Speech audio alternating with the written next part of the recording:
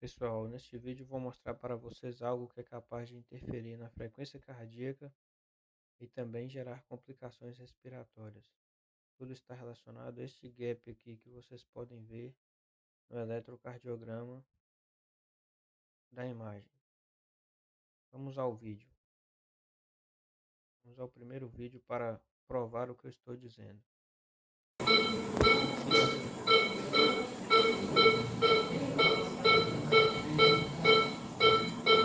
Aqui nós temos um paciente com a frequência cardíaca subindo atualmente em 121 e aqui nós temos a oximetria. Nós temos aqui 97% de oxigenação. Lembrando que esse paciente estava com oxigênio auxiliar nas narinas. Notem também que aqui nessa linha, nós não temos uma linha uniforme da pulsação sanguínea do oxímetro.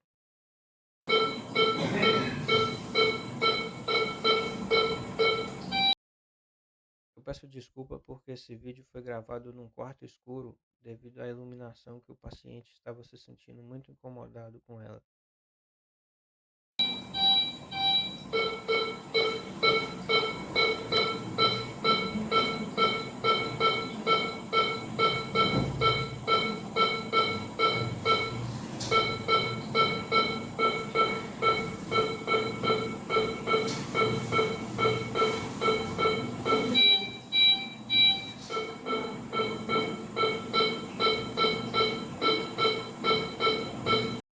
Notem que a frequência cardíaca já está em 146 batimentos por minuto e a oxigenação está em 96% e a pulsação não tem uma linha uniforme.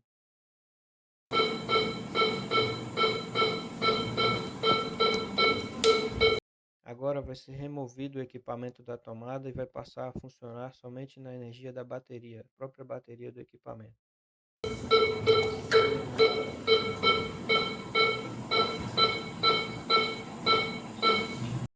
Observem que instantaneamente a frequência cardíaca começou a baixar e a pulsação ficou uniforme.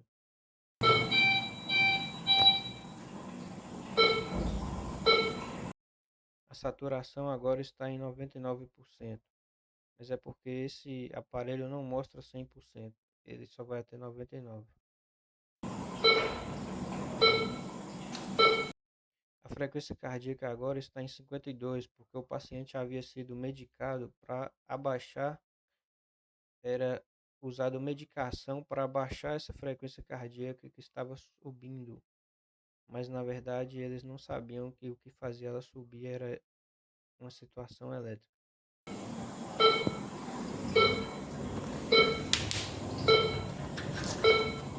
Aqui nós vemos a tomada que foi removida, a tomada do equipamento foi desconectada.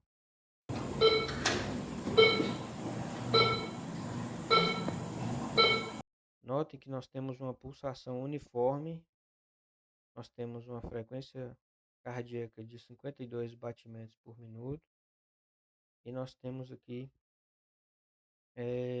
uma oxigenação ideal de 100%, 99%. Então, isso tudo foi instantaneamente ao desligar o aparelho da tomada. Só que quando eu fiz essa desconexão, as pessoas não entendem o que está acontecendo. Voltemos ao gráfico. Esse gap aqui, ó, ele é causado por uma energia acumulada no corpo. Eu chamo isso aqui de degrau. Esse degrau aqui, ó. Então, daqui até aqui, muitas vezes isso vai acontecer entre pontos diferentes do corpo, no caso entre os eletrodos. Nesse caso aqui nós temos o eletrodo que está posicionado no ponto V1 de um eletrocardiograma e o eletrodo V4. Observem que Eu não estou falando da onda PQRS, que não é necessário falar sobre ela. Não estou falando dessa informação, que essa informação é um profissional, um médico cardiologista vai falar melhor do que eu, muito bem. O que eu estou avaliando aqui é esse nível aqui para este, que nós temos uma diferença de potencial entre esses pontos, uma diferença de voltagem, só que com uma frequência baixa, que é normalmente escondida no ECG por causa dessa função aqui, ó, filtro de base. Vou mostrar para vocês um vídeo onde isso acontece na prática.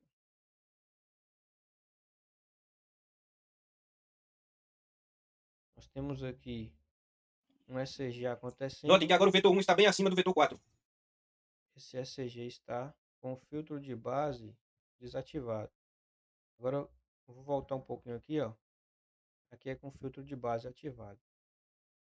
Então, quando você ativa o filtro de base, você esconde toda aquela diferença de voltagem que estava acontecendo. Eu vou mostrar para vocês agora uma das formas que eu usei para causar essa diferença de voltagem, mas é uma coisa que pode acontecer acidentalmente no próprio hospital.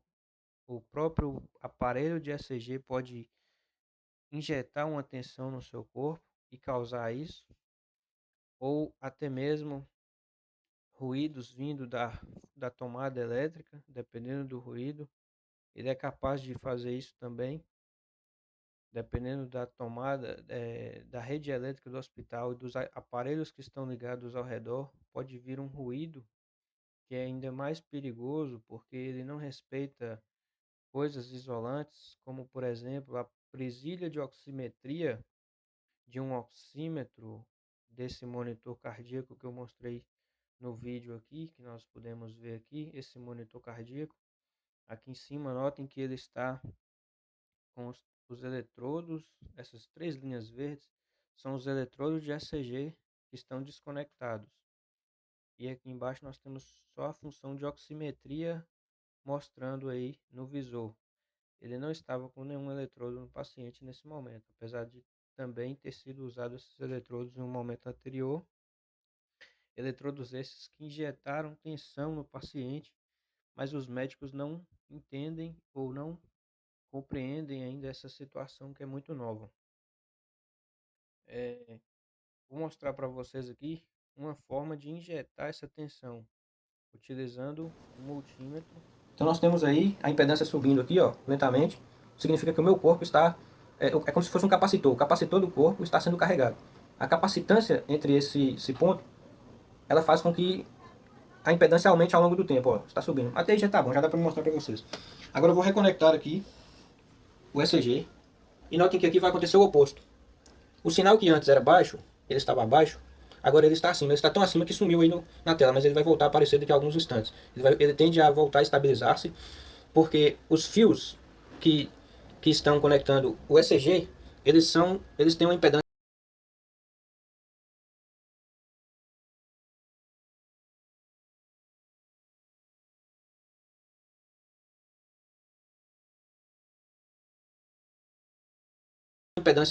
baixa e vai descarregando esse capacitor. Então aqui, ó, voltou a voltar ao normal. Tá vendo? Tá voltando para a posição inicial. Eu vou ativar o filtro de base aqui, ó. Filma aqui de novo. Ativando o filtro de base, nós voltamos para o ponto inicial. É o que acontece com as pessoas que estão fazendo um ECG. Eu vou colocar aqui a tela de uma forma um pouco diferente. Vou desligar aqui os terminais, vou fazer a carga novamente. E vou colocar aqui de uma forma um pouco diferente para ilustrar o que eu vou chamar de degrau aqui nesse ponto, ó, que vocês já viram no seu ECG muitas vezes e não sabiam que essa informação era importante. Vou conectar o terminal aqui, vou dar mais uma carga bem rápida para não subir muito. Pois bem, nosso filtro de base está ligado, deixa eu desligar aqui.